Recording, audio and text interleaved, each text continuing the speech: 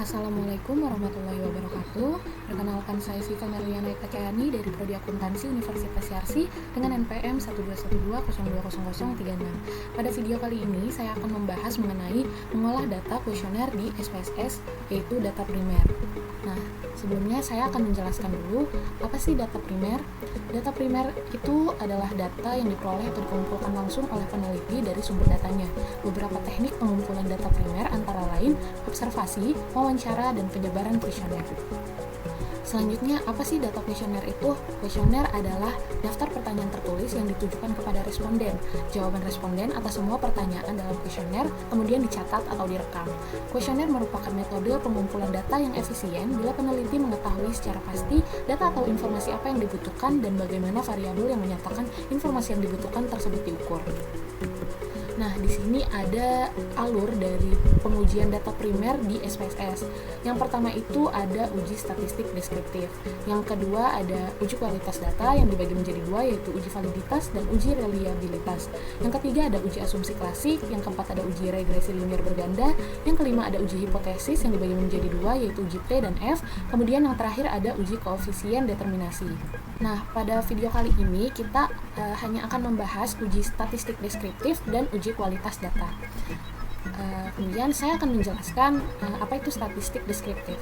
Statistika deskriptif yaitu membahas tentang cara-cara pengumpulan data untuk memperoleh informasi yang berguna dan mudah dipahami. Dengan kata lain, statistika deskriptif adalah penggambaran data yang telah dikumpulkan. Banyak cara yang bisa digunakan untuk menggambarkan data, bisa menggunakan tabel distribusi, grafik, diagram, atau dalam bentuk narasi. Nah, yang kedua ini ada uji kualitas data. Uji kualitas data itu uji yang diisyaratkan dalam penelitian dengan instrumen kuesioner. Tujuannya untuk mengetahui apakah instrumen yang digunakan valid dan reliable, sebab kebenaran data yang diolah sangat menentukan kualitas hasil penelitian. Uji kualitas ini kan dibagi menjadi dua. Yang pertama itu uji validitas. Uji validitas itu alat uji yang digunakan untuk mengukur keakuratan data yang diteliti. Pengujiannya itu dilakukan dengan melihat nilai corrected item total correlation. Jika lebih besar dari 0,3, maka item pernyataan tersebut valid pada tabel item total correlation. Yang kedua ada uji reliabilitas. Apa sih itu? Uji reliabilitas adalah pengujian yang dilakukan terhadap butir-butir pertanyaan dari angket untuk mengukur keandalan atau konsistensi dari instrumen penelitian. Pengujiannya itu dilakukan dengan melihat nilai Cronbach alpha jika lebih dari 0,6 pada tabel reliability statistics. Sebelum kita ke SPSS, di sini saya sudah mempunyai data kuesioner yang akan kita gunakan. Judulnya itu analisis pengaruh kemandirian belajar dan motivasi berprestasi terhadap prestasi praktikum aplikasi software SPSS pada mahasiswa Universitas Yarsi Prodi Akuntansi tahun ajaran 2019.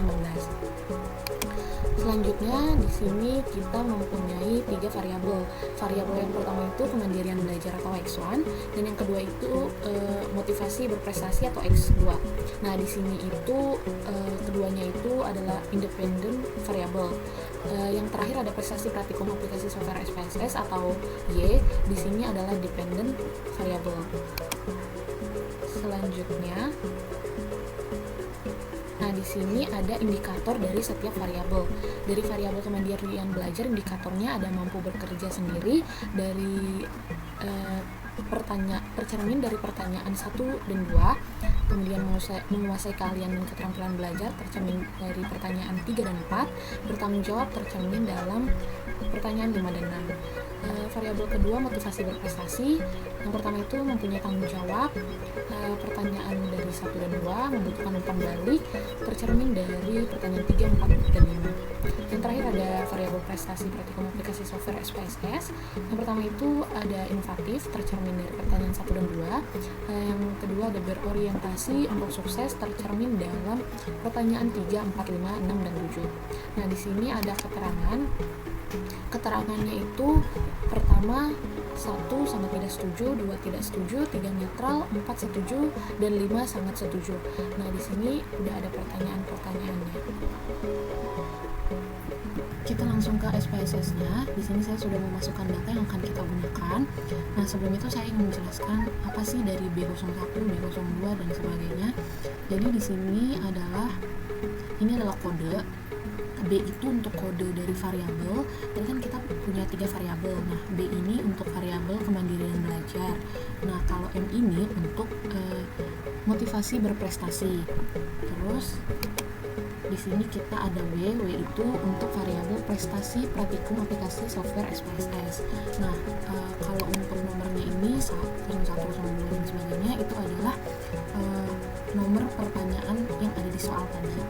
Nah, kita ke variabel view dulu. Pada bagian value ini dari poin B01 sampai W07 kita isi dengan keterangan yang tadi ada di soal. Jadi keterangannya itu adalah 1 sangat tidak setuju, 2 tidak setuju, 3 netral, 4 setuju, dan 5 sangat setuju. Nah, balik lagi ke data view, ya kita langsung ke uji statistik deskriptif. Kita ke analyze, kemudian ke deskriptif statistics, ke frekuensi, kemudian kita masukkan poin B01 sampai W07 ini ke variabel.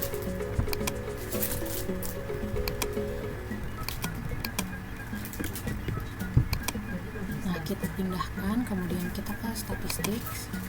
Nah, di sini kita checklist quartile, persentil, terus kita masukkan terserah mau persentil berapa aja yang kita cari.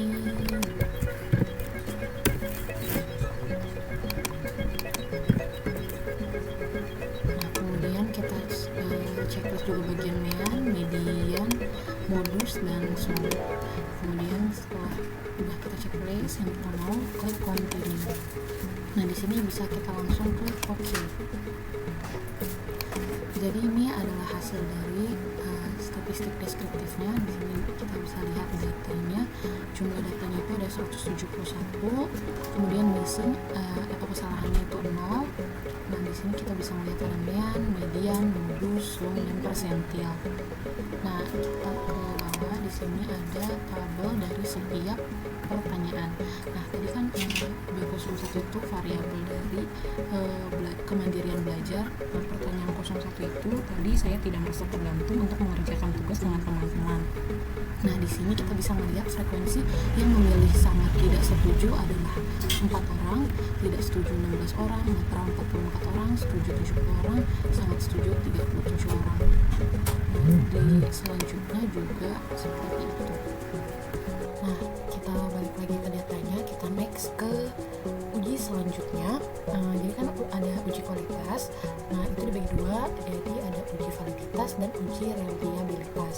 Nah, kita langsung klik ke analyze, ke scale, ke reliability analysis. Kemudian di item ini kita masukkan per variabel. Jadi variabel B, terus variabel M, variabel W itu sendiri-sendiri. Jadi masukkan. Nah, ini untuk variabel B dulu. Kemudian ke statistik. Kemudian kita checklist scale if item related. Kemudian continue, langsung klik. Kemudian kita ulangi lagi untuk variabel yang M. Jadi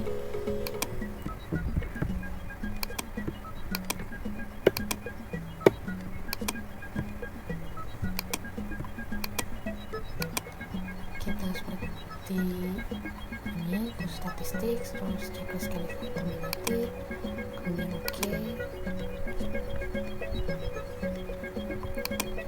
Balik lagi ke datanya, ulangi lagi untuk